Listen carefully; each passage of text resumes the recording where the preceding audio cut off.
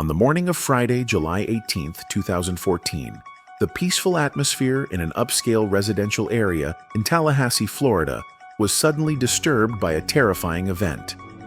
Dan Markell, a prominent law professor, returned home from a morning of work at Florida State University. A man devoted to his work and family, Dan had no idea that this would be the last day of his life. At around 11 a.m., as Dan pulled into his driveway, he was talking on the phone with a friend.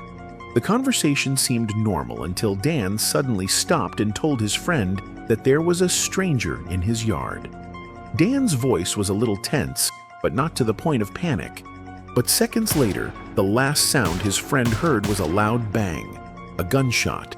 A neighbor, hearing the gunshot, rushed over to check. What he saw was horrifying. Dan Markell lying motionless in the car, blood all over the driver's seat. The driver's side window was shattered. It appeared that Dan had been shot directly in the face while still behind the wheel. The neighbor immediately called 911. When paramedics arrived, they rushed Dan to the hospital, but his condition was critical. Dan had been shot twice in the jaw, causing severe brain damage. He died the next day, leaving behind 2 young sons and a community in shock at the sudden loss of a man of character. The murder was initially thought to be related to Dan's legal work. As a scholar and influential figure in the field of law, Dan often expressed strong, sometimes controversial views on legal and social issues. However, when the police began to investigate, they discovered a dark and complex plot that went beyond professional conflict. It involved those closest to Dan, the people who were supposed to protect and love him. Dan Markell's death was not only a personal tragedy, but also became a shocking murder case that spanned many years with complex and surprising details.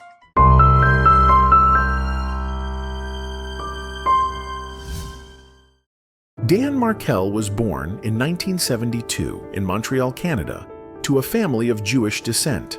From a young age, Dan showed himself to be an intelligent, active, but also somewhat mischievous boy. In an intelligence test at elementary school, Dan scored the highest in the history of the school, an achievement that made everyone recognize his potential. Dan attended the prestigious Harvard University, where he graduated with honors and went on to earn a master's degree from the University of Cambridge, England. He became a talented law professor and one of the most influential scholars in the field of law in the United States. In 2006, Dan met Wendy Adelson, a young and promising law student at the University of Miami. Born in 1979, Wendy grew up in a wealthy family in Coral Springs, Florida. Her parents, Harvey and Donna Adelson, were successful Jewish professionals. Harvey was a dentist, while Donna managed the family's dental practice. Wendy graduated with honors, earned a master's degree from Cambridge University, and later married Dan. The couple appeared picture-perfect and quickly started a family in Tallahassee, Florida, where Dan taught at Florida State University. Despite their seemingly ideal exterior, the relationship between Dan and Wendy began to deteriorate. Dan was principled and perfectionistic, while Wendy preferred a freer lifestyle and felt constrained in the marriage. One of their major points of contention was where to live. Wendy wanted to move back to Coral Springs to be closer to her family, but Dan was adamant about staying in Tallahassee to avoid disrupting his teaching career. In 2012, after years of conflict, Wendy abruptly left home with their 2 sons, taking most of their belongings. When Dan returned from a business trip, he found the house nearly empty, with only a few old items left. Wendy had left divorce papers on the bed, initiating a protracted legal battle over custody of their children. The Adelson family played a significant role in Wendy's life and heavily influenced her decisions. Donna, Wendy's mother, was controlling and overly involved, always seeking the best for her daughter, sometimes to an excessive degree. Wendy's brother, Charlie Adelson, a dentist, was humorous yet occasionally dangerous, with complex relationships and a tendency to express dissatisfaction with Dan openly. Donna once emailed Wendy, suggesting they could offer Dan $1 million to allow Wendy and the children to move back to Coral Springs. When Wendy rejected this idea, Donna even proposed threatening Dan by saying she would convert the children to Catholicism if he refused. The animosity between Dan and the Adelson family intensified, especially as Dan remained firm in denying Wendy the right to relocate. After the divorce, Dan and Wendy shared custody of the children. However, their conflicts persisted. Wendy repeatedly petitioned the court for permission to move to Coral Springs, which Dan vehemently opposed, escalating tensions. Dan even filed for supervised visitation rights for Wendy, accusing her of disparaging him in front of their children.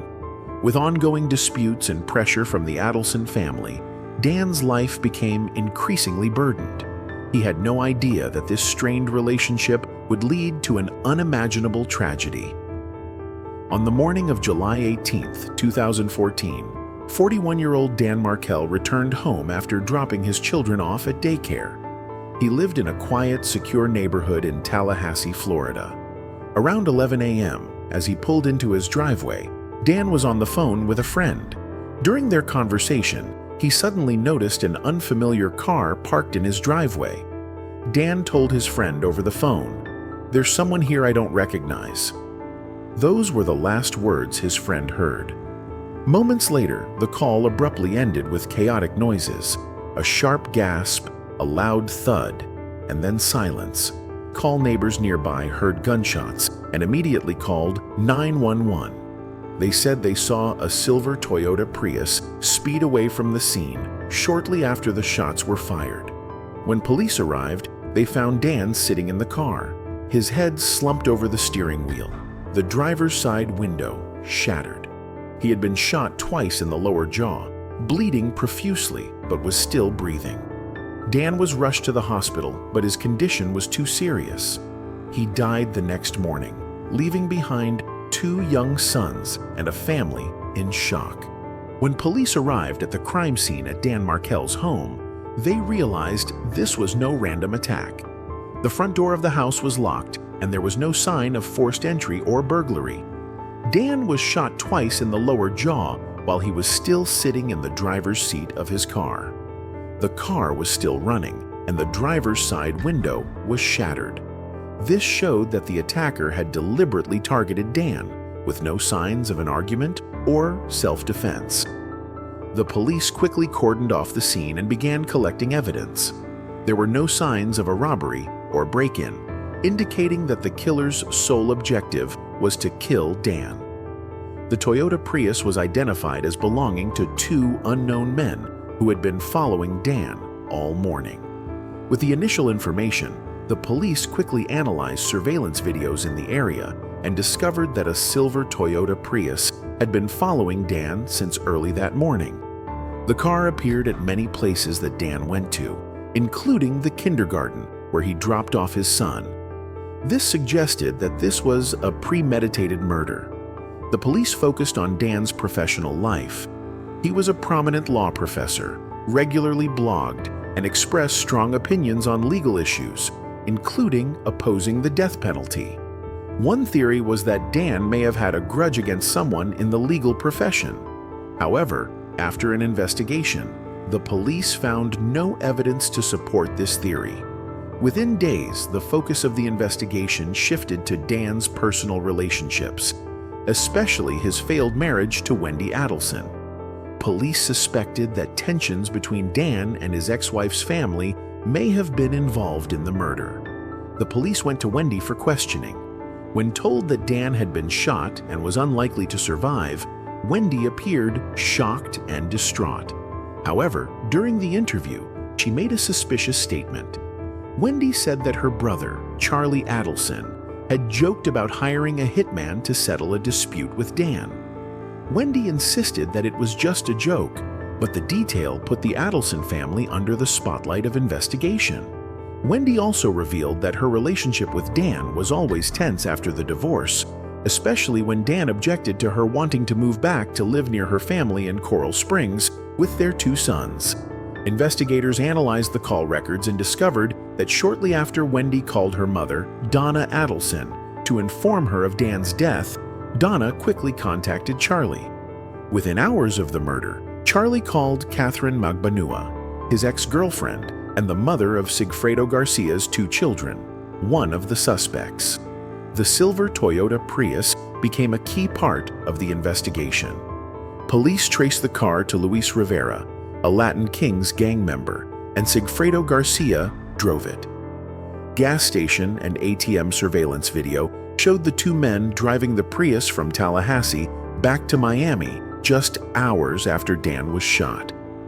Police discovered a connection between Garcia, Rivera, and Catherine Magbanua. Catherine had a close relationship with Charlie Adelson, and her bank account began to show a spike in cash after Dan was killed. These signs led police to believe that the murder was not a random act, but a carefully planned plot.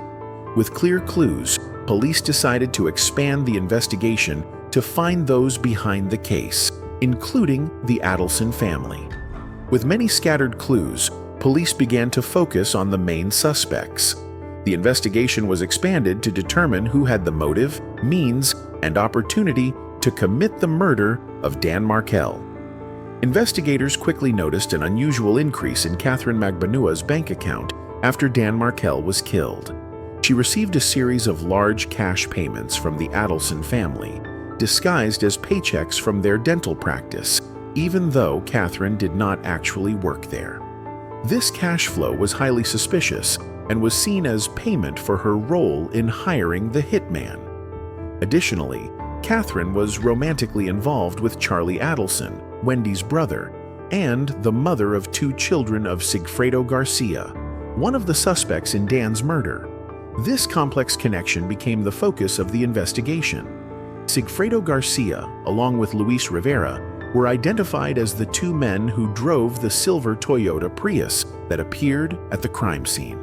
Garcia was the one who directly shot and killed Dan Markel. Rivera, a member of the Latin Kings gang, initially refused to cooperate, but later pleaded guilty and signed a deal to testify for the prosecution in exchange for a lighter sentence. Rivera testified that Catherine Magbanua contacted Garcia and Rivera to arrange the murder. He also described them as being paid to solve a problem with the Adelson family, which was identified as Dan Markel. Rivera also revealed that the sum for the murder was approximately $100,000, a portion of which was paid directly to the hitman. The suspect's cell phones provided important information. Call records showed frequent contact between Catherine, Garcia, and Charlie Adelson before and after the murder. In particular, on the day of the murder, Catherine received multiple calls from Charlie and then contacted Garcia. To strengthen the evidence, the FBI decided to carry out a special operation to expose the Adelson family. An undercover agent approached Donna Adelson, Wendy's mother, posing as a member of the Latin Kings gang. He asked Donna to pay $5,000 to help the family of Luis Rivera, who was in custody. Donna immediately contacted Charlie to report the situation. Calls between mother and daughter were recorded, in which they hinted at a problem they needed to deal with. The conversation revealed their anxiety about being found out about the case. This was a key turning point, confirming the Adelson family's involvement in the murder. The FBI also secretly recorded a meeting between Charlie and Catherine at a restaurant. During this meeting, they discussed their concerns about being exposed and expressed their fear of being followed by the police. Although they did not directly admit guilt, the vague conversation about others knowing too much and leaving no trace raised suspicions. When Catherine was arrested, she continued to deny any involvement in the crime. However, Rivera and Garcia gave detailed statements about her role in organizing and receiving payments. Based on the statements and financial evidence, Catherine could not deny her role. The apparent motive for the murder came from the Adelson family. They wanted to eliminate Dan Markel to gain custody of Wendy and end costly legal battles. Their approach, hiring a hitman through Catherine, was calculated but ruthless. In 2016, police formally arrested Luis Rivera, Sigfredo Garcia, and Catherine Magbanua. Charges included first-degree murder and conspiracy to commit murder. The investigation is far from over, however, as the Adelsons remain suspects, and investigators continue to search for evidence to charge those behind the crime. Dan Markel's murder was not just a simple act of murder, but also a reflection of the deep conflicts between the Markel family and the Adelson family. At the center of these conflicts is Wendy Adelson, Dan's ex-wife, and her family's desire to have full custody of the two children. After a bitter divorce, Dan Markel and Wendy Adelson were awarded 50-50 custody by the court. This did not please the Adelson family, especially Donna Adelson, Wendy's mother. Donna wanted Wendy and her two grandchildren to move to Coral Springs, Florida, where her family could be more involved in their lives. However, Dan firmly objected, believing that this would destroy the relationship between him and his children. Emails released during the investigation showed that Donna Adelson offered Dan $1 million to agree to let Wendy move with the children. When that failed, Donna suggested that Wendy threaten Dan by converting the children to Catholicism, a devastating move for Dan, a devout Jew. These moves showed the Adelsons' excessive interference in Wendy and Dan's lives. Charlie Adelson, Wendy's brother, was described as wealthy but controlling and prone to risky behavior. Charlie not only viewed Dan as a problem for his family, but also frequently joked about hiring a hitman to take care of Dan. These jokes, as recounted by Wendy in her testimony, became a reality when Dan was murdered in cold blood. Catherine Magbanua, Charlie's lover and the mother of Sigfredo Garcia's two children, also played a key role in the case. She was the link between the Adelson family and the hired killers. The unusually large cash payments that Catherine received from the Adelson family's dental practice shortly after the murders reinforced the theory that she was involved in the plot in exchange for financial gain. From the evidence gathered, investigators concluded that the main motive for the case was the Adelson family's deep hatred for Dan Markel. A combination of family and financial disputes led to a carefully planned murder plot. The main suspects were motivated not only by money, but also by a desire to have absolute control over the lives of Wendy and her children. The investigation identified four main groups of suspects who were directly or indirectly involved in the case. Luis Rivera and Sigfredo Garcia, two of the men who directly participated in the murder of Dan Markel, were the first to be arrested in 2016. Rivera, who had played an accomplice role in the attack, quickly confessed and cooperated with the police. He said that Garcia was the one who shot Dan twice in the jaw and neck. Rivera agreed to provide details about the plan and the roles of each person in the plot. Soon after, Catherine Magbanua, the middleman between the Adelson family and the two killers, was also arrested. Catherine received large sums of money from Charlie Adelson after the murder, allegedly as payment for the services of a hitman.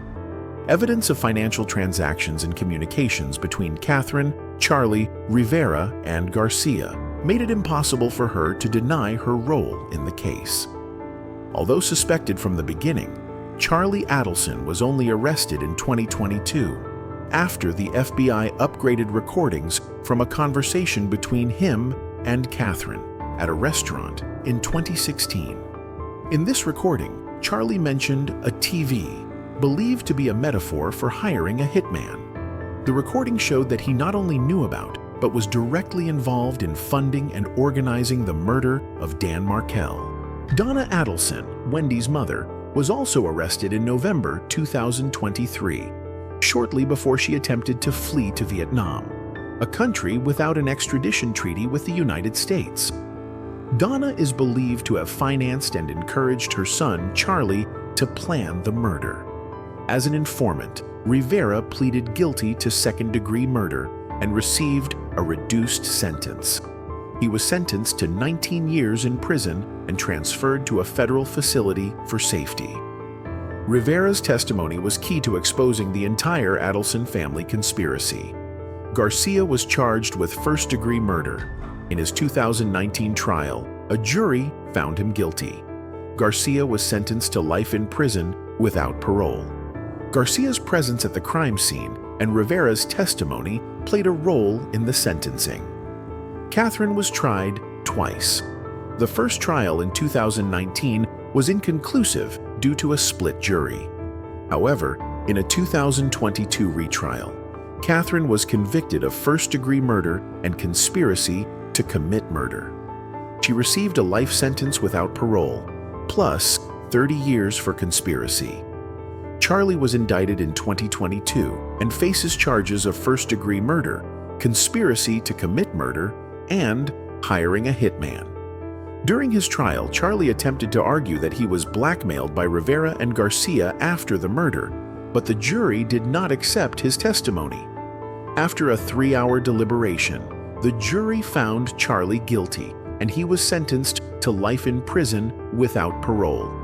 Donna is currently awaiting trial, but the evidence gathered, including her communications with Charlie and Catherine, unusual financial transactions, and plans to flee the United States, all point to her being a key player in the plot. Her attempted escape further strengthens the argument that Donna was directly involved in the crime. Although she has not been charged, Wendy remains the focus of attention.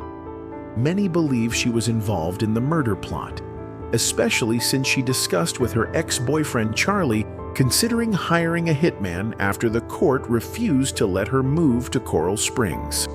However, the lack of direct evidence has prevented police from charging Wendy. The arrest and conviction of the suspects has brought some justice to Dan Markel. The Markel family, especially his parents, are relieved that those responsible for their son's death have been brought to justice. However, they still hope that Wendy will face justice if there is enough evidence in the future. The Dan Markel case is not only a family tragedy, but also a profound lesson in the field of law and the American judicial system. It has raised big questions about Dan Markel and Wendy Adelson's fierce fight over child custody, created a tense environment that easily led to violent behavior. The case prompted a review of the process for handling child custody disputes, especially when there are financial factors and interference from both families. The Markel family, especially Dan's parents, were denied access to their grandchildren after the case. This led to calls for changes in the law to ensure the rights of grandparents in similar cases.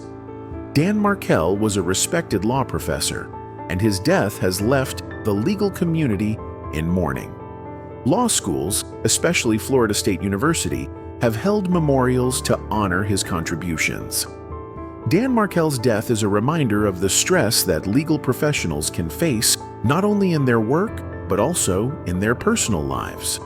There needs to be clearer policies to ease the stress of divorce and child custody disputes.